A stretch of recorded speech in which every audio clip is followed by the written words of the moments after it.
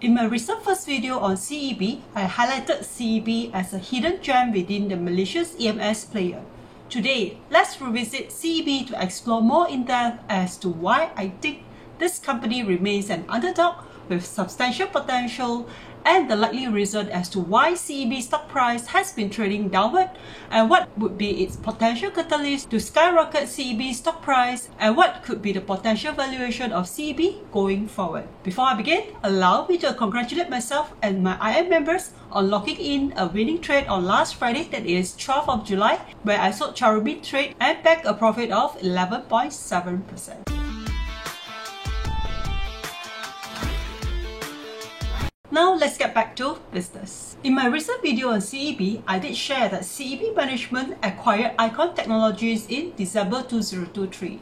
In this video, I would like to delve more in depth into how this strategic move is going to improve the earnings of CEB tremendously moving forward.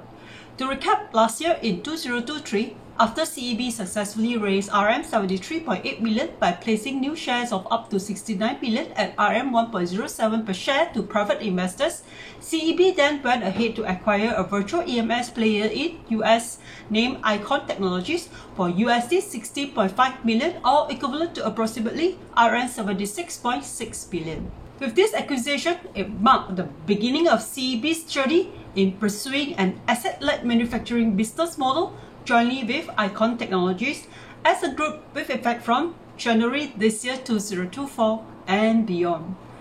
There are many news articles and reports that talk about Icon acquisition story, of which I do not wish to repeat in length on this video. However, if you are keen to learn more about various business segments and technology services provided by Icon Technologies, I will put a link of their website below under description and you may browse through it later. Hence, in this video, I would like to elaborate more on the significance and benefits of moving from an asset-heavy business model into asset-light business model for CEB. In the past, under its asset-heavy business model, whenever CEB increases its revenue, the management would also need to increase on their capex investment. This can be seen on the group's profit and loss account and balance sheets for the immediate past 3 years. See how the CEB increased its revenue from RM 344 million in financial year 2021 to RM 438 million in financial year 2022 and then to RM 549 million in financial year 2023. And the property, plant and equipment value stated on CEB's balance sheet also showed an increase from RM 201 million in financial year 2021 to RM 217 million in financial year 2022 and then move up again to RM 239 million in financial year 2023. And on CEB 2023 annual report, it also stated that the company still need to spend around RM 120 million from the IPO proceeds raised in March 2023 to build new warehouse, set up new production lines and installation of energy-saving cooling system. Following the acquisitions of Icon Incorporation since January 2024, the group has now transitioned into an asset-light business model. So moving forward, whenever CEB Group receives any new purchase order, especially for new products from their customers, they may not need to incur heavy capital expenditure or capex anymore, and this would enable CEB to have more funds at their disposal to tap into any other new investment in future.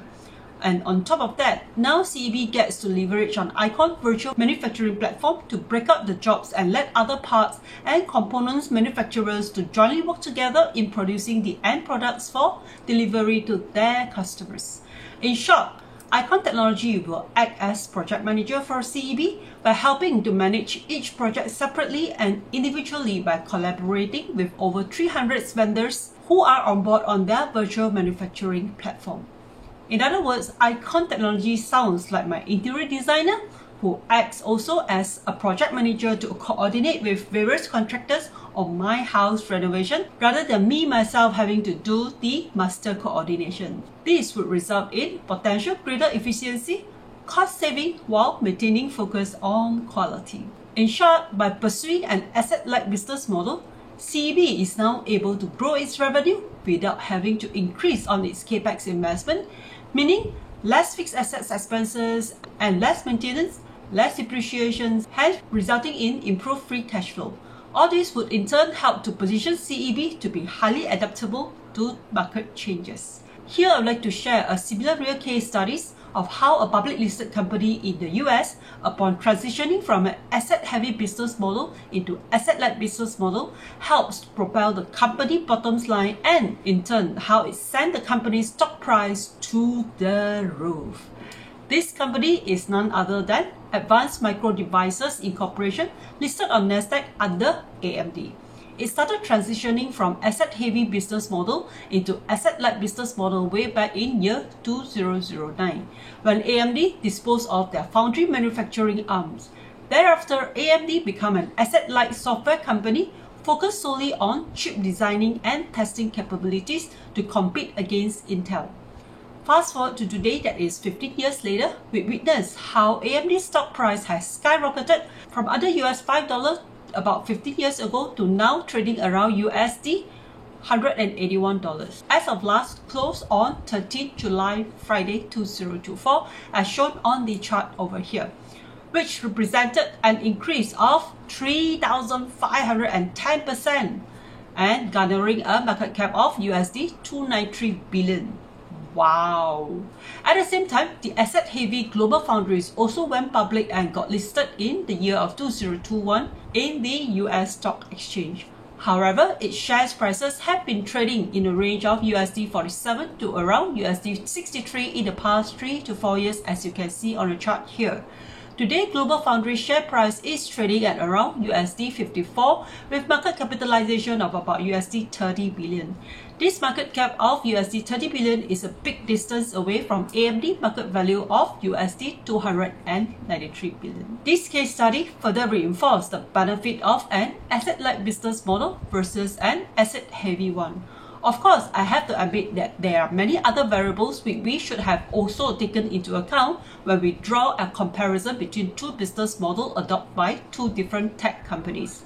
Nonetheless, my simple observation here told me that asset-light business model offers more financial and operational advantages, making the company adopting this model to become more flexible, efficient, and more adaptable in today's highly dynamic business environment, hence translating to higher stock prices valued by the market in general. This CNBC article did describe how AMD broke off its foundry arms, GlobalFoundries, and then GlobalFoundries went public listed in 2021.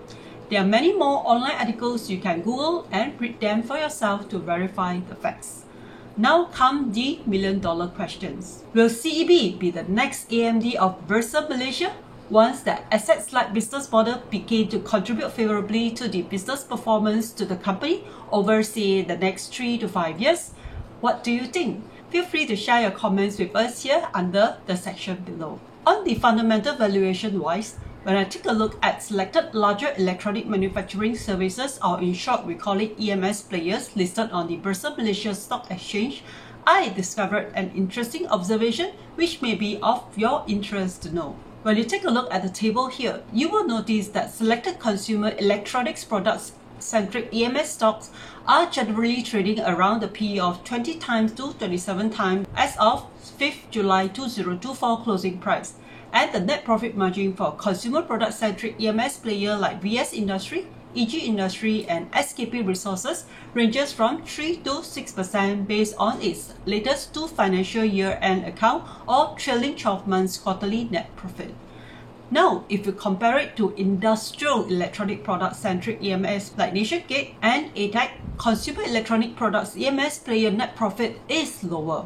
As an industrial electronic product-centric EMS player, NationGate net profit in the immediate past 2 years was in the range of 9% to 9.5% per annum. Similarly, for ATAC, it recorded a net profit margin of 7.7% to 9.9% per annum. CEB also recorded net profit margin in the range of 7.7% to 8% based on its immediate 2 years financial account numbers.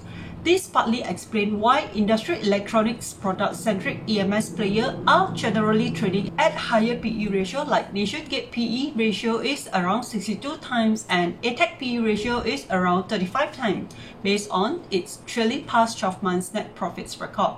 But the anomaly I would like to point out here is CEB, which is currently only trading at a PE ratio of 19 times. So the interesting questions I have here is, could the market have wrongly mispriced CEB as a consumer electronic product EMS stock instead of as an industrial electronic product EMS stock like NationGate and ATAC, which shall command way higher PE ratio? What do you think? Feel free to share your opinion with us here below. CEB or CAPE EMS Berhad continues to show strong financial health and operation success. For the past 5 years, that is from financial year 2019 to 2023, CEB has managed to consistently grow both its revenue and net profit, chalking in an impressive compounded annual growth rate of CAGR of close to 85% per annum on its net profit and CAGR of about 88.8% per annum on its revenue year over year. CAGR stands for Compound Annual Growth Rate, is a mathematical formula used to formulate the average annual growth rate of an investment over a specific period of time, taking into account the effect of compounding. And to put things into perspective, in other words, if back in year 2019, I have invested RM 100k into CEB business, 5 years later, that is in 2023, my RM 100k would have grown to about RM 1.161 million based on CEB's net profit CAGR of 84.6% per annum year over year for the past 5 years. Wow, I would say this is indeed a good business to invest in. Don't you agree? But too bad, this kind of investment opportunities usually only opens to big investors with huge capital, definitely not retail investors like you and me. CEB only debuted on the Bursa Malaysia last year, that is on March 2023, with an IPO price fixed at 90 cents per share. Fortunately or unfortunately, stock market in the short term is a voting machine between the bulls and the bears. Usually the true valuation of a stock would only prevail over the medium to long term.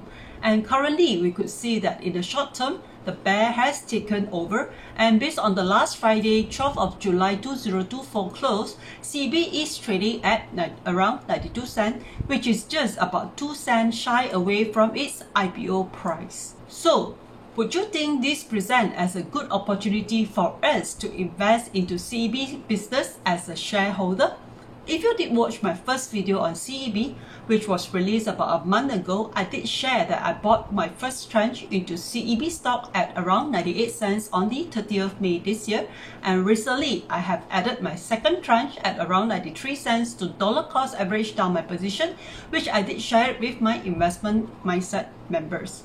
To me, if I find CEB to be attractive when it was trading at around 98 cents, why wouldn't I want to add when it's trading now at around 93 cents? IM members who have been following me for quite some time know that I always initiate a buy position into a stock via tranches, and I only add at strong support level should the stock price retrace down upon me first buying into the stock. Technically, I could see that CEB stock is currently at its early stage of making a bullish U-turn from its previous all-time low of 86 cents recorded on 16 April this year. And ever since then, CEB stock price has been making higher low.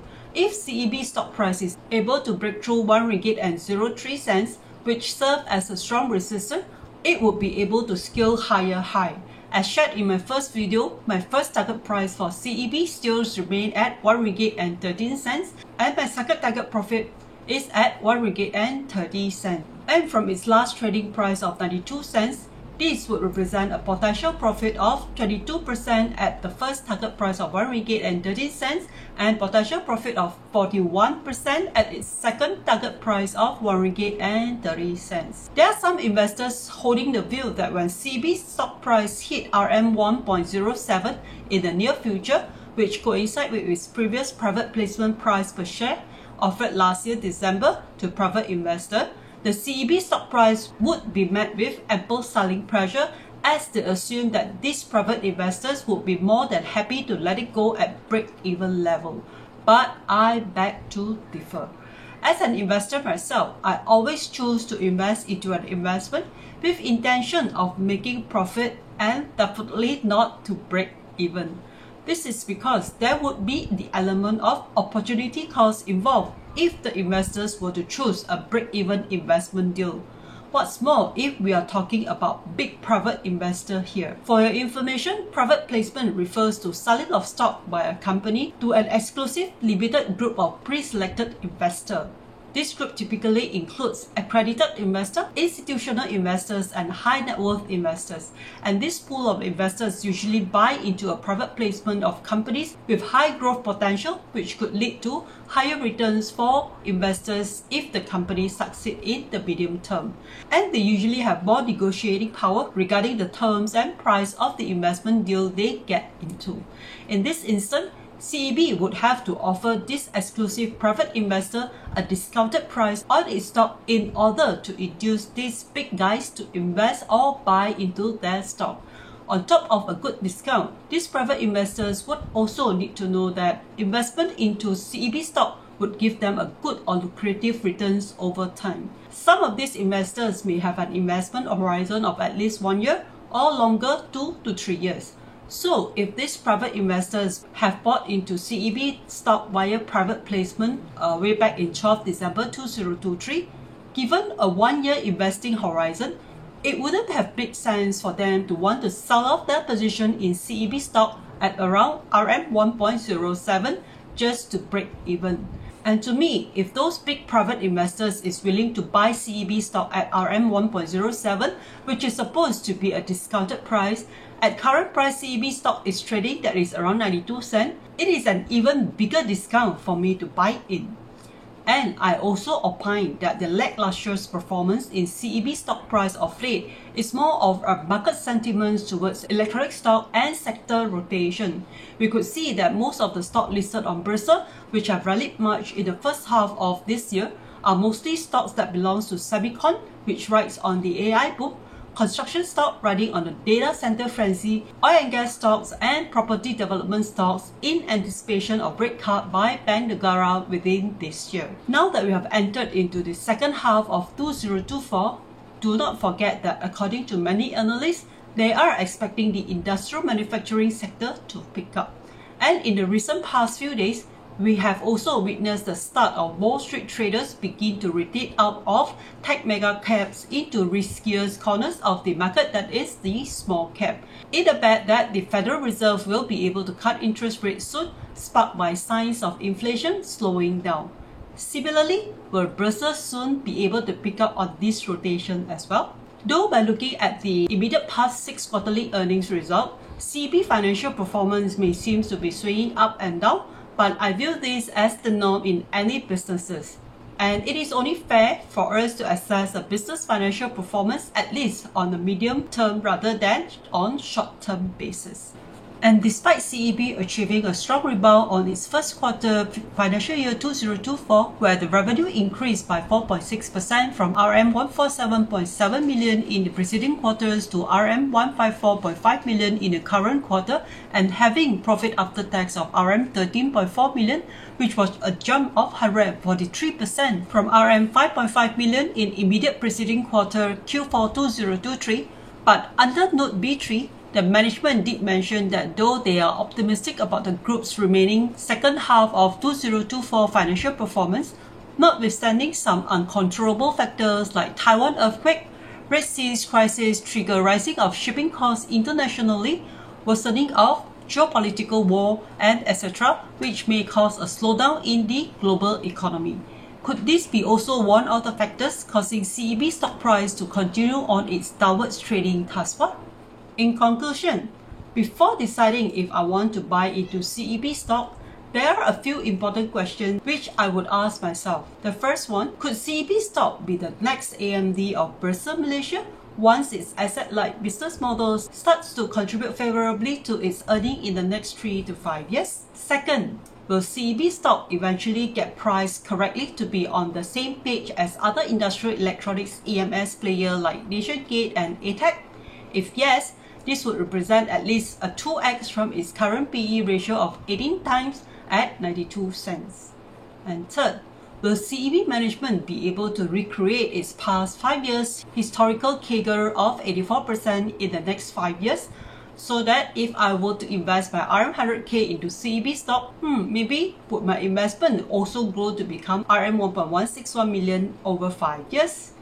Fourth, and also the final one, at current price CEB stock is trading at around 92 cents. Do you think it's trading at a discount comparing to its previous private placement of RM 1 ringgit and 07 cent per share to the exclusive private investors? After asking yourself these important questions, I am sure you will be able to arrive at wise investment conclusion. If you like the content of my sharing today, please do smash onto the like button below to let me know, and please share your thoughts with us here on all the million-dollar questions which I've shared earlier in this video. Lastly, remember to subscribe to my channel if you have not done so, and bye, and I shall see you again in my next video.